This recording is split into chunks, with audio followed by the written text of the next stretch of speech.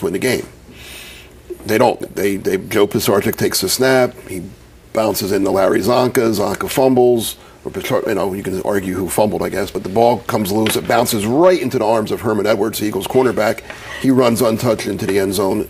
Eagles win the game. So you can see where it's a great play. It's a great play, but others would say it was their mistake, not necessarily something that the Eagles did particularly well. Herman Edwards didn't diagram that play. And it bounced right to him, and he ran to the end zone. But some of the best plays in this book are things that happen kind of on the fly or totally unsuspecting or unprepared for. Well, that's true. Well, Rube has a great sidebar in that story. Well, the amazing thing about that play is the Phil Tuckett sidebar, which is in here, and he was the cameraman from NFL Films.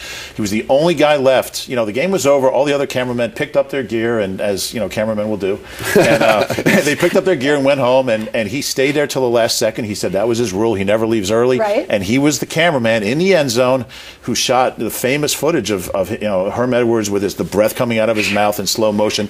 And Herm ran right to Phil Tuckett, who was filming, and we have a sidebar if about it wasn't for Okay. Phil staying at the game, that never happens. All right. So number 9 involves two of perhaps the most popular Eagles players, particularly today. People still know who they are: Ron Jaworski and Mike Quick. You know what's great about that play is that Mike Quick diagrammed it for us at dinner in Jacksonville when we were at the hotel at the Super Bowl. Nights before the Super Bowl. We were having dinner at the Super Bowl, and Mike diagrammed the play on a napkin. That's actually one of the first times I got the idea to do the book, because we asked him about it, and he said, this guy was covering me here, and this guy did this. And did Quick ever pay us for that? He still owes us for dinner, but So why did it make the list? Tell us what it is. Well, it's a record. 99 yards. Ties the all-time longest. You can't get longer. It's always going to be the longest play in NFL history. And it was in overtime. And it won a game. It was a game-winning play. It's the longest play, and like you said, it involves two very, very well-known and very popular, very great players for the Eagles. Okay, so moving along here, number 8. Speaking about someone who's very popular, Brian Westbrook.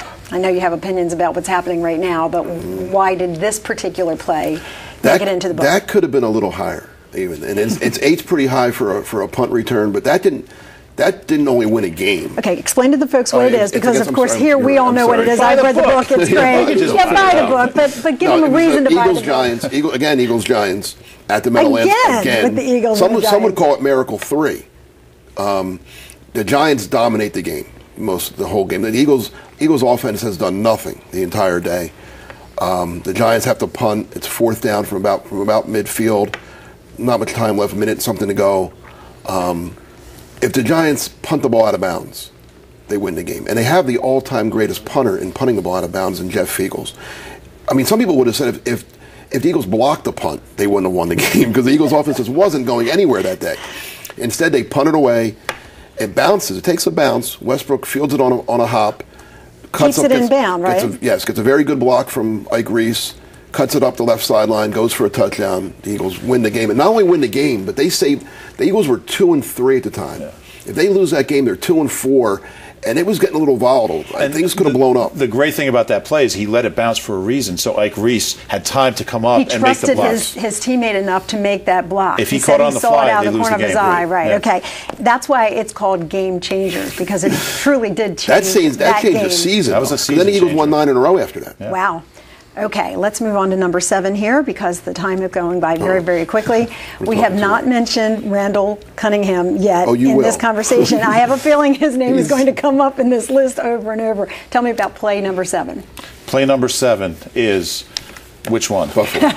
Buffalo. Oh, I'm sorry. Yeah, well, that was the pass to Barnett. I wrote that. Randall was almost sacked in the end zone by Bruce Smith, Hall of Famer, all-time sack leader, and just out of this crowd of people, heaves the ball up in the air after eluding guys, running around like a maniac. Freddie makes a great catch, which was it was two great plays on that one, and goes 95 yards. That's one of the 5 plays in a loss. They lost the game, but still an amazing play. And that's what Randall's. That the headline on that is, I amaze myself. That was your question. I asked Randall after the game, do you ever amaze yourself? And he got into trouble by saying, I do amaze myself. And Eagles fans thought it was inappropriate because they lost the game. See, it's the media that always gets these guys in trouble. Blaming you this time. All right, very quickly, I'm teasing you a little bit about Randall Cunningham. You have not heard the last of him, but we're going to take you all the way back to 1948. for number 6. Who wrote that one? Which one did that? Rube? Well, that was the Van Buren He was play. there for that one. I covered that game. And, 7-0 in a shutout and in an NFL championship game. This was like the Blizzard Bowl or something, it was. right? And that's part of the story. The amazing story is that Van Buren just assumed the game was canceled. He stayed in bed. He stayed in his apartment in West Philly, and they had to send somebody to, they called him to find him. They called him. They sent people out. He ended up taking the subway and the L and the Market Frankfurt line up to, and the Broad Street line up to the game. Walked 6 blocks through the snow to Shibe Park. And then they weren't on strike. That's right. The good thing except it was on strike, and ended up scoring the only touchdown of the game in the Blizzard Bowl there. That's why they call it a game changer. See, it's that kind of stuff, that insight to what happened, not only on the field, but off the field, that makes this a really great read. We're going to take a quick break, but when we come back, we're going to have the top 5. We're going to see if you agree with these guys. I promised you're going to be surprised. Don't miss it. Stay with us. We're coming right back.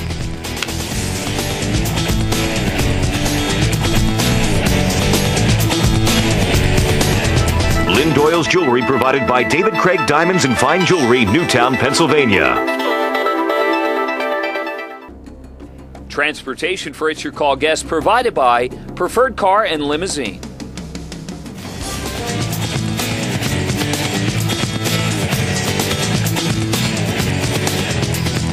Welcome back, everyone, to It's Your Call. I'm Lynn Doyle, and we are talking football on this edition of the program, the 50 greatest plays in Eagles history, with Eagles beat writer Reuben Frank and columnist Mark Eckel, authors of a new book called Game Changers, the 50 greatest plays in Philadelphia Eagles football history. So far, I am enjoying this conversation probably more than I've enjoyed any conversation I've had this fall, because I really, truly have to tell you, I enjoyed the book. It gave me some insight into the team that I hadn't had before, and an appreciation for some of these plays that people know about. One thing we really tried to do is go behind the play and tell the story of why it happened, what the guys were thinking when it happened, what it meant to them as they look back on their careers. I kind of put it in big-time perspective, looking back, and just kind of get the story that hadn't been told yet. And you didn't just talk about the specific plays that you numbered 1 through 50. You actually interviewed the participants in the play when possible, because some of them involved people who have passed away. But or wouldn't call us back. but every play has at least one new quote in it, one or more. I mean,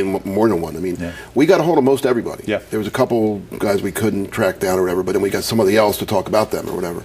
So yeah, that was fun. I got to admit, I had a blast. I mean, we both kind of grew up on the beat covering the Buddy Ryan Eagles, the Seth Joyners, Eric Allen, Randall Cunningham, Keith Byers, Keith Jackson, and talking to those guys again, to me, I mean, we spent every day for years talking to those guys, and then we hadn't for almost 20 years now. To talk to those guys again, it was kind of fun. You know what I found interesting, particularly for Philadelphia fans, is a lot of the plays that are outlined in the book involve their arch rival, their nemesis, Dallas Cowboys. 11 Cowboys plays, 10 Giants plays, and no other team is more than 3. So 40% of the book is Eagles Giants and Eagles Cowboys. If there was one play that involved the Cowboys that you want to tease people about, what might it be? Well, I got mine.